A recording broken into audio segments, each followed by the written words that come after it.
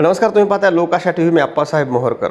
आमदार विजयसिंह पंडित यांचा बीड मतदारसंघातील वाढता हस्तक्षेप आणि त्यावर संदीप क्षीरसागर यांची तीव्र प्रतिक्रिया यामुळे बीडच्या राजकारणात नव्या संघर्षाला सुरुवात झाली आहे.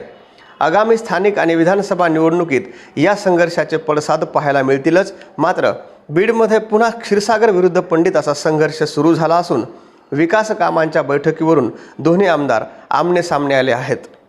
गेवराई मतदारसंघाचे आमदार विजयसिंह पंडित यांनी बीड आणि गेवराईमधील 11 विकास कामाबाबत जिल्हाधिकाऱ्यांना पत्र देत बैठक आयोजित केली होती आणि याच बैठकीवरून बीड मतदारसंघाचे आमदार संदीप क्षीरसागर यांनी तीव्र आक्षेप घेतला.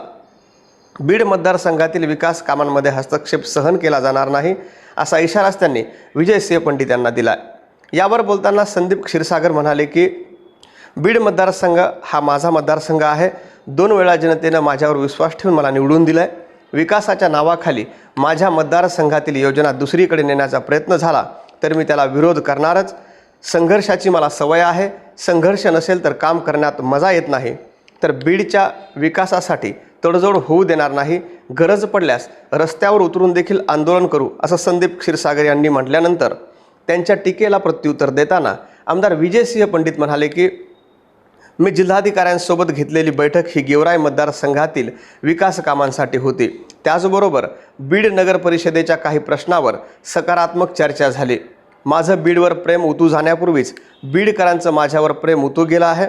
बीडकरांनी मला कौल दिला आहे, मग त्या प्रेमाचा काहींना त्रास का होतो असं म्हणत विजयसिंह पंडित यांनी संदीप क्षीरसागर यांच्या कुटुंबावरही अप्रत्यक्ष टीका केली. तुमचे कुटुंब गेले 3 दशके नगरपालिकेत सत्तेत होतं, मग 165 कोटी रुपयांच्या योजनेचं काय झालं असा सवाल त्यांनी उपस्थित केला. तर विकास कामाच्या मुद्द्यावरून सुरू झालेल्या या श्रेयवादाच्या संघर्षातून बीड आणि गेवराई तालुक्याला नवीन काय मिळतं हे देखील पाहणं महत्त्वाचं ठरणार आहे.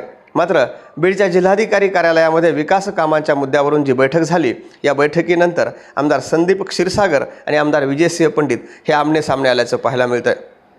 व्हिडिओ जर आवडला तर पुढे नक्की शेअर करा आणि आमच्या लोकाशा टीव्हीला सबस्क्राईब करायला विसरू नका.